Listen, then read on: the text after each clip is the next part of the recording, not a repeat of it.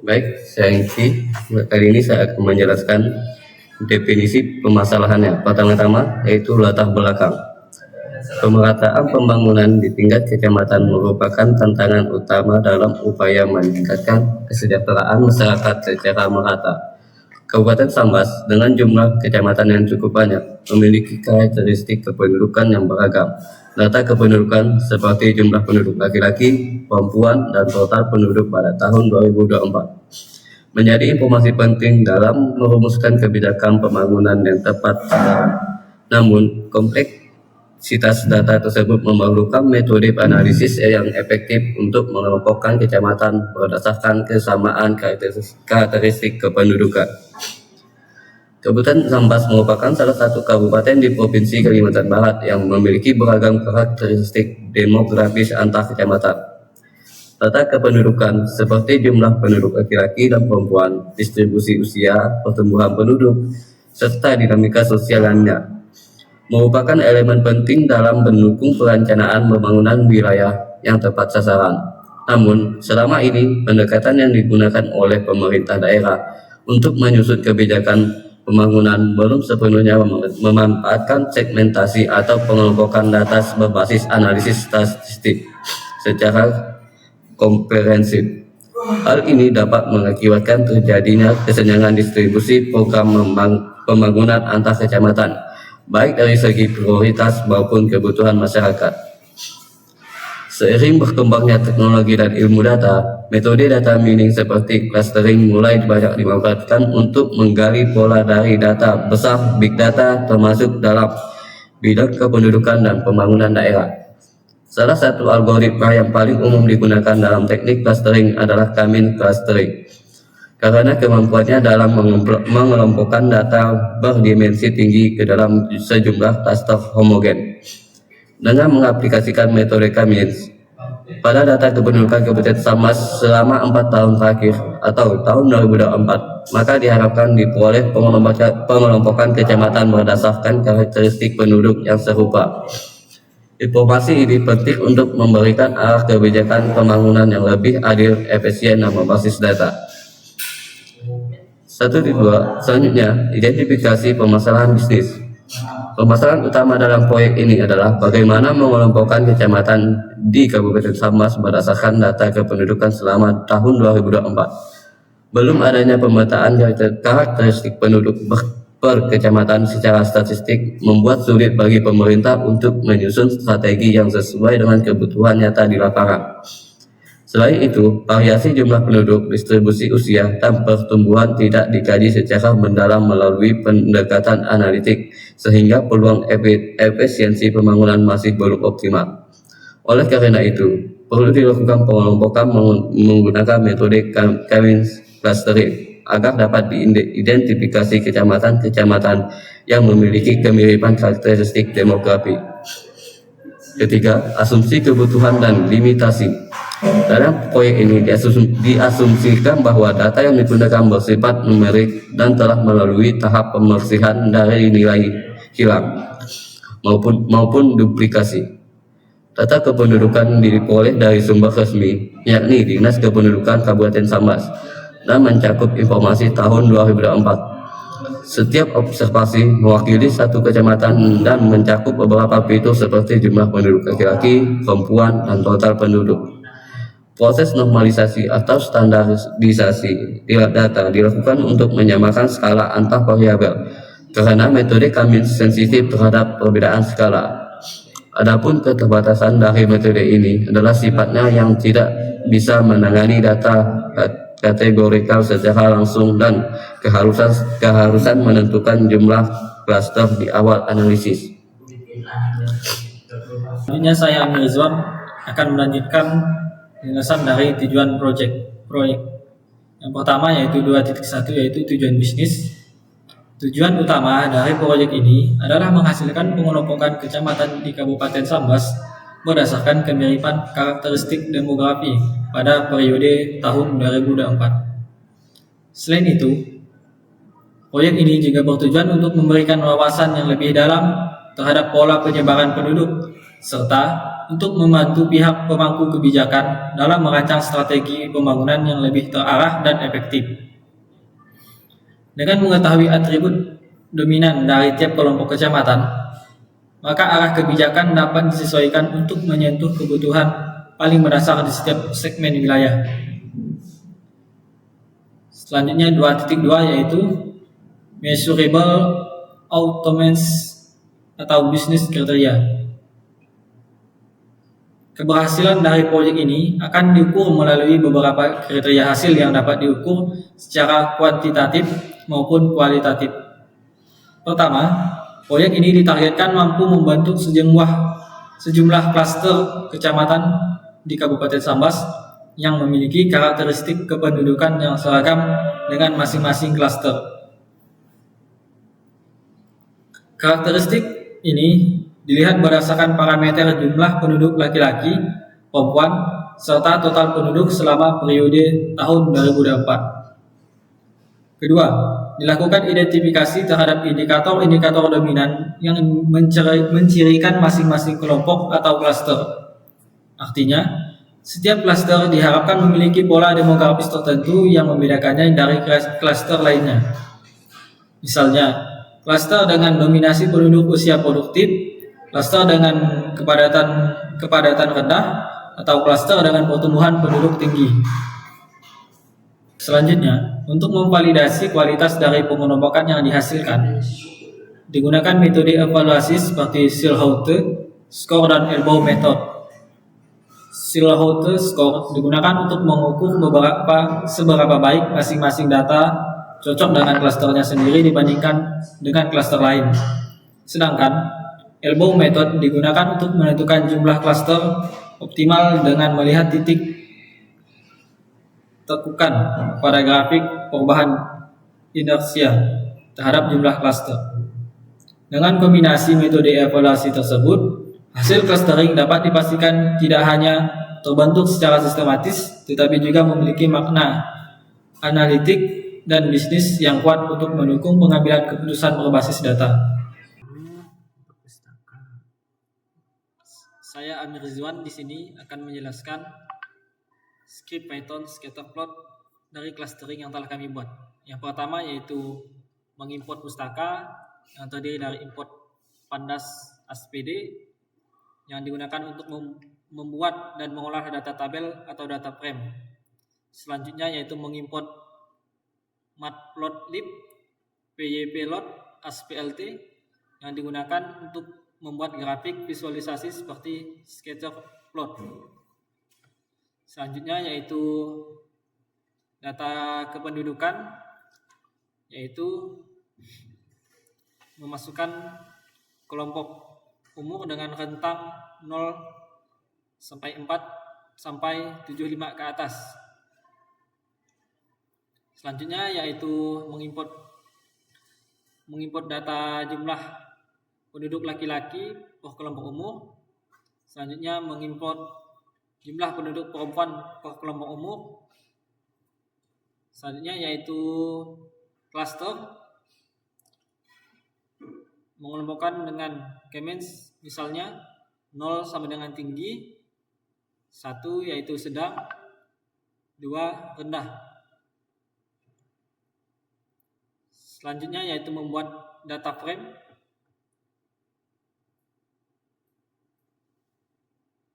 Untuk mengubah struktur data direktory menjadi data frame, yaitu format tabel 2 dimensi yang lebih mudah diolah dan dianalisis dengan pandas. Selanjutnya yaitu menentukan warna dan label untuk tiap cluster.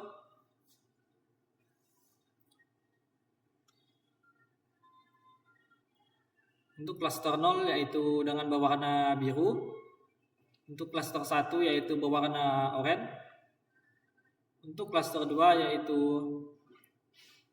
berwarna green atau hijau. Selanjutnya yaitu membuat plot scatter yang digunakan untuk membuat kanvas untuk gambar dengan ukuran 10 x 6 inci. Ini 10 x 6 inci.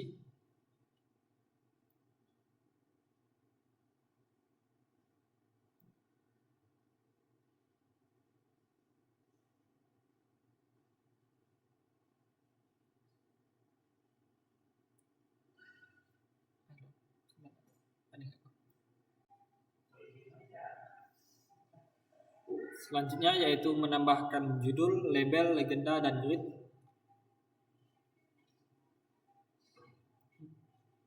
Untuk titel yaitu berisi sketsa plot, cluster Keynes data kependudukan. Untuk labelnya yaitu ada jumlah laki-laki dan jumlah perempuan. Selanjutnya dengan menambahkan legend.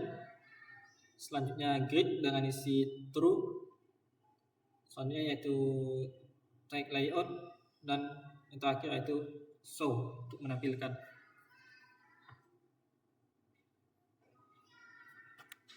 Mungkin itu saja yang dapat saya sampaikan. Kurang lebihnya saya mohon maaf. Wassalamualaikum warahmatullahi wabarakatuh. Baik, assalamualaikum warahmatullahi wabarakatuh. Perkenalkan, nama saya Hadidia. Saya di sini akan menjelaskan tentang solusi dari clustering. Nah, di dalam proyek ini solusi yang digunakan adalah metode clustering, yaitu algoritma Keynes clustering.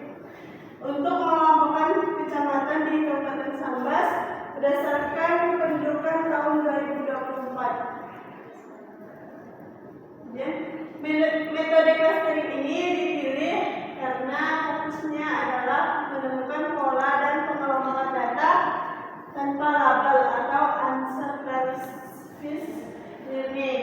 Keynes adalah salah satu algoritma clustering yang paling populer dan efisien untuk data numerik dengan ukuran dan dimensi yang cukup besar.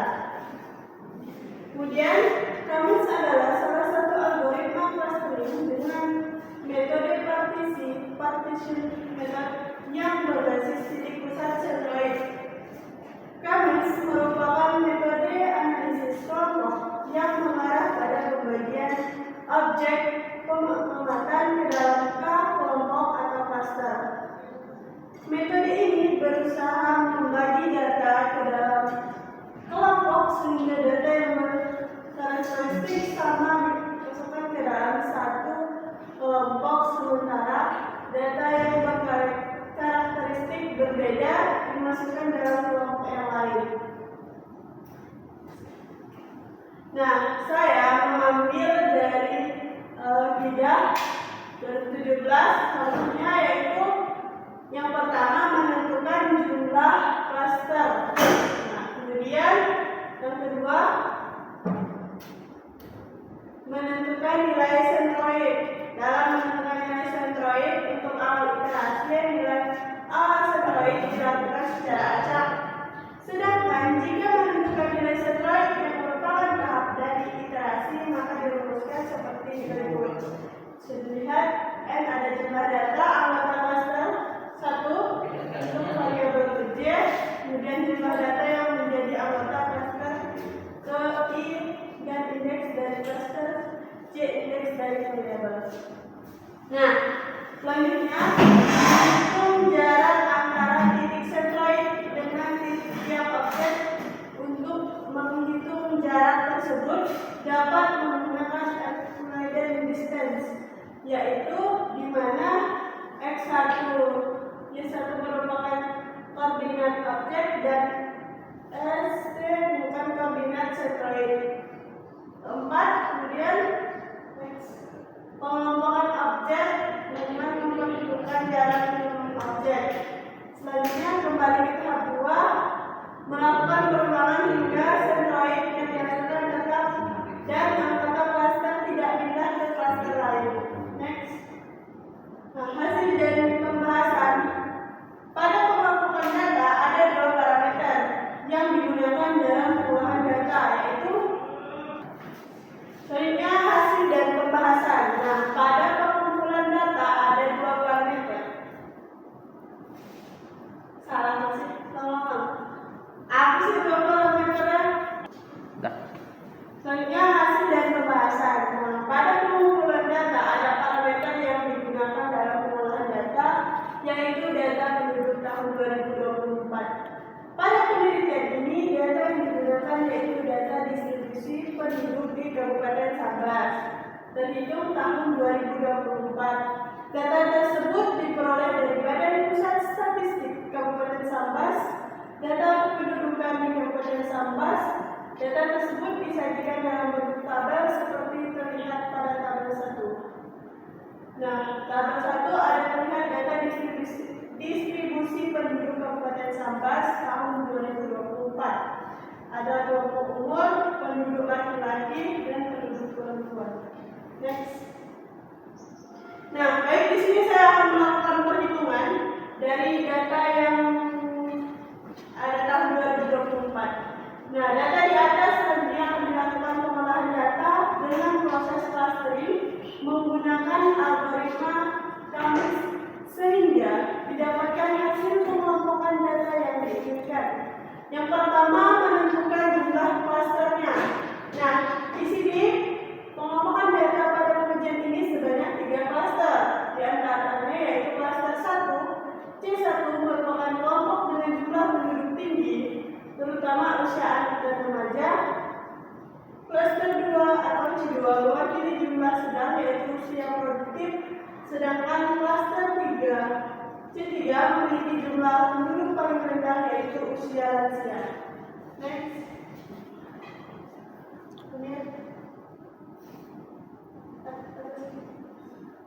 Yang kedua, menentukan sentroid atau pusat klaster. Penentuan pusat awal untuk algoritma Kamis dilakukan secara acak dari data kelompok umur.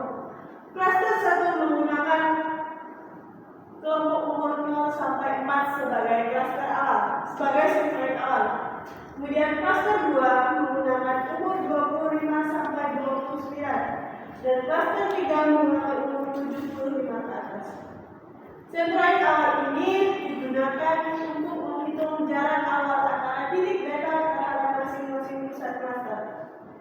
Seperti di tabel ada pusat klaster awal, bisa dilihat. Next. Nah, yang ketiga, jarak antara setiap objek dan pusat klaster dihitung menggunakan rumus Euclidean distance.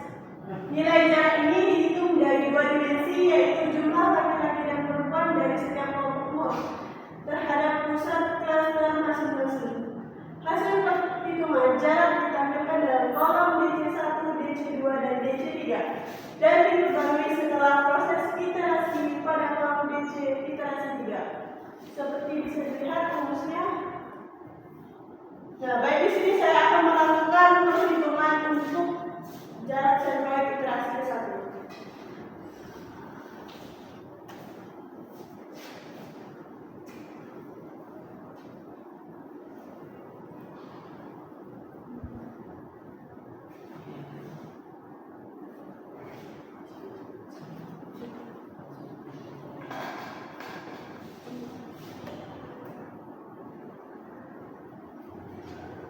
Kita akan melakukan hitungan jarak sentroid iterasi ke-1.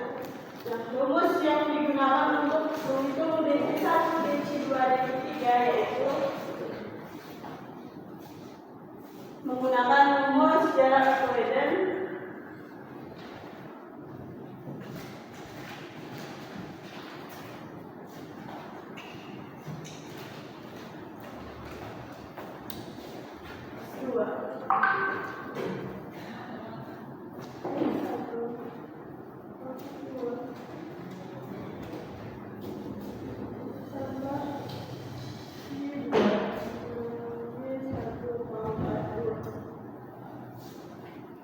yaitu adalah nilai perempuan dan yang satu adalah nilai laki-laki.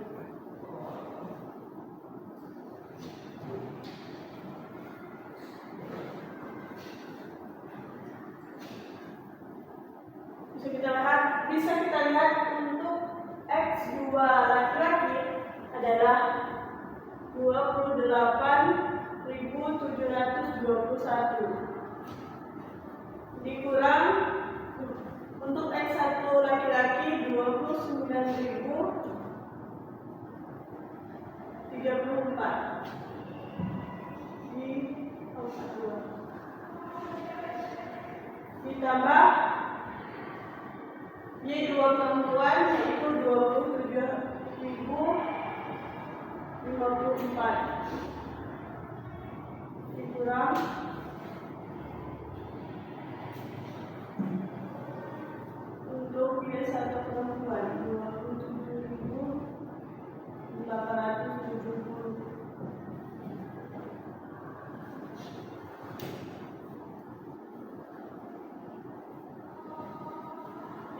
hitung, kita ulang dulu. 313 pangkat 2 ditambah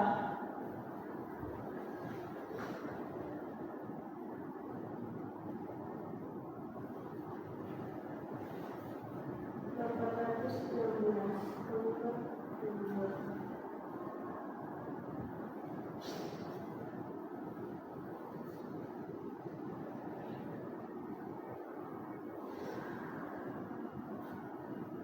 Hasil dari minus 313 itu 97.969 ditambah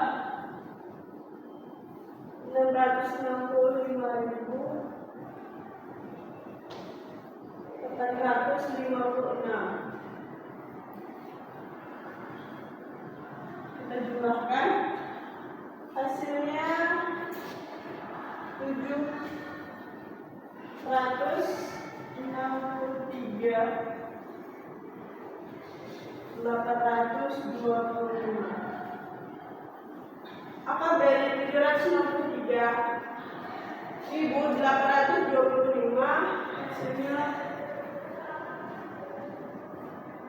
menjadi 873,97. Nah, sudah kita ketahui untuk DC1 yang hasilnya sesuai, yaitu 873,97,0823. Untuk selanjutnya di DC2 begitu juga di DC3 begitu.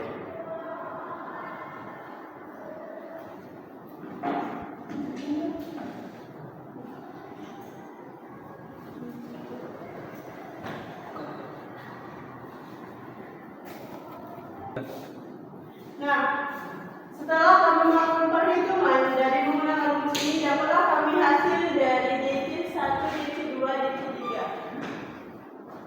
DC1-nya ada 873 sampai 40.245, DC2-nya ada 11.871 sampai 22.586. Dan begitulah DC3-nya bisa dilihat. Selanjutnya menggunakan klaster, alokasikan masing-masing klaster objek ke yang paling terdekat berdasarkan nilai minimal dari nilai klaster dan letakkan klaster pada klaster yang sesuai. Hasil perhitungan menunjukkan bahwa sebanyak 6 kelompok umur yang memiliki jarak terdekat ke klaster C1,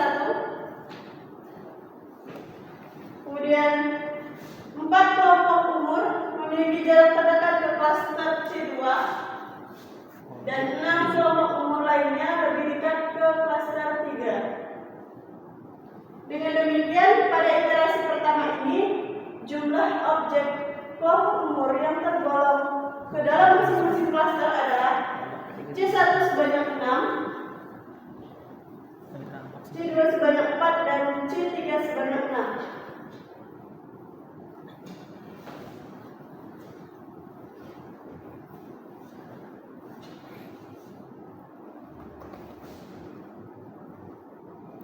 Oke. Jadi mereka. Dah. Nah, kan sudah terlihat dari yang seperti hitungan menunjukkan bahwa sebanyak 6 kelompok umur memiliki jarak terdekat ke C1, 4 kelompok umur memiliki jarak dekat ke klaster C2, dan 6 kelompok umur lainnya lebih dekat ke klaster C3.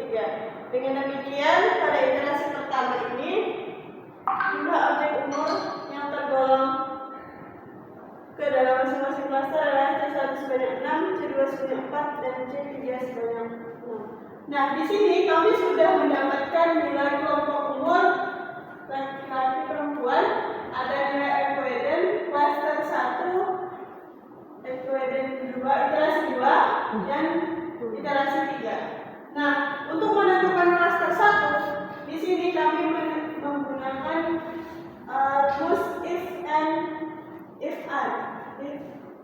dan N. Bisa dilihat dari sini.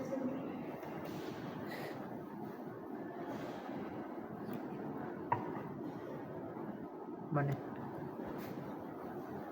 Jadi kami mendapatkan di klaster 1 untuk nilai C1 sebanyak 6, C2 sebanyak 3, C2 sebanyak 4, dan C3 sebanyak 6. Next, di iterasi 2, klaster 2, klaster sedang, di C1 kami mendapatkan 4, di C2 kami mendapatkan 7, dan di C3 kami mendapatkan 6. Next, di iterasi 3, klaster 3, klaster agak rendah. Di C1 kami mendapatkan, C1-nya ada 5. Di C2-nya kami mendapatkan 6, dan di C3 kami mendapatkan 5. Itulah hasil perhitungan kami klaster dari tahun 2024. Next, selanjutnya kita akan menjelaskan tentang visualisasinya. Kami di sini menggunakan scatter plot cluster. Seperti dilihat ada 3 titik. Yang pertama, cluster 1 yang berwarna biru terletak pada area kanan atas grafik menunjukkan kecamatan dengan jumlah penduduk paling tinggi, baik laki-laki maupun perempuan. Kecamatan dalam klaster ini cenderung padat penduduk dan mendominasi jumlah total penduduk secara keseluruhan. Untuk klaster kedua yang warnanya oranye, warna kuning, berada di area tengah, mengindikasikan jumlah penduduk sedang. Kecamatan dalam kelompok ini memiliki jumlah penduduk laki-laki dan perempuan yang relatif seimbang dan berada pada nilai menengah dibandingkan 2 klaster lainnya.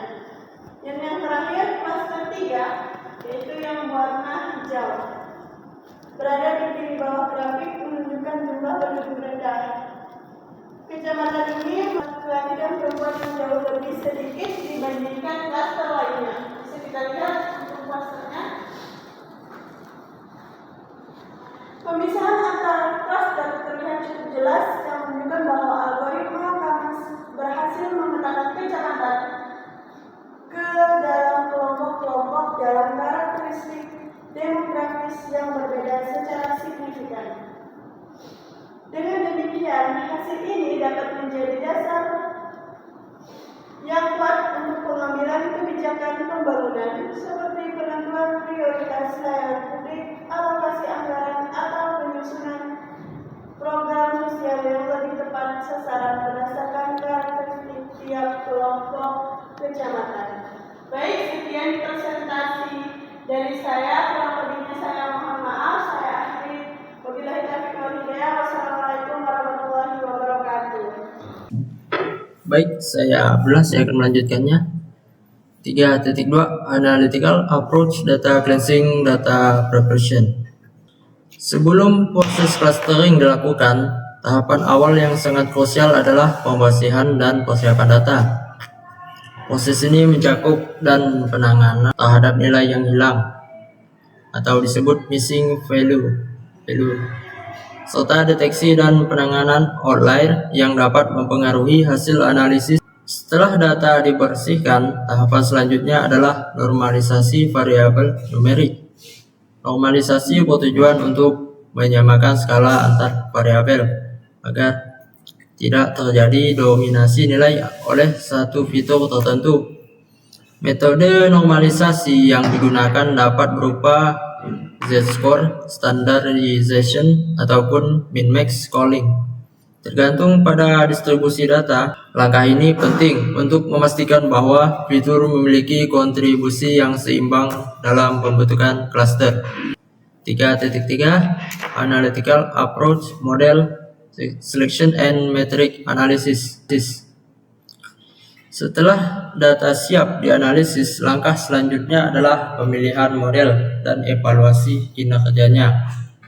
Dalam konteks clustering, proses ini dilakukan dengan mencoba beberapa nilai K atau jumlah cluster untuk menemukan struktur yang paling sesuai dengan karakteristik data. Untuk mengevaluasi performa model clustering, digunakan metrik seperti inersia yang mengukur jumlah total variasi dalam cluster, dan Silhouette score yang menunjukkan sejauh mana suatu data cocok dengan cluster tempatnya berada dibandingkan dengan cluster lain. Dengan menggunakan kombinasi evaluasi ini dapat dipastikan bahwa model clustering yang dipilih menghasilkan pengelompokan yang valid. Instrumen pengukuran keberhasilan. Instrumen yang digunakan untuk mengukur keberhasilan penerapan metode clustering dengan algoritma K-means pada data penduduk berdasarkan kelompok umur ini mencakup beberapa aspek penting. Pertama, keberhasilan dilihat dari proses konvergensi, yaitu kondisi ketika hasil pengelompokan data kelompok umur ke dalam cluster tidak lagi berubah setelah beberapa iterasi. Hal ini menunjukkan bahwa data ke dalam 3 cluster, yaitu yang pertama, kelompok umur dengan jumlah penduduk rendah, sedang, dan tinggi telah mencapai kestabilan. Yang kedua, dilakukan analisis manual menggunakan perhitungan jarak Euclidean berdasarkan 2 variabel utama, yaitu jumlah penduduk laki-laki dan perempuan, untuk mengevaluasi kedekatan data terhadap pusat cluster atau disebut centroid. Selanjutnya, hasil tersebut dibandingkan dengan hasil perhitungan otomatis menggunakan perangkat lunak bantu, misalnya Python atau RapidMiner, guna menilai konsistensi dan akurasi pengelompokan. Dan yang ketiga, keberhasilan dilihat dari validitas internal, di mana data dalam satu cluster memiliki karakteristik yang seragam antara data dalam cluster rendah dan memiliki perbedaan signifikan dengan cluster lainnya. Terakhir, hasil clustering dinilai berhasil apabila dapat diinterpretasikan secara logis. Misalnya, mengelompokkan umur dengan jumlah penduduk paling banyak ke dalam satu kategori, sehingga hasil pengelompokan dapat digunakan sebagai dasar dalam pengambilan keputusan demografis.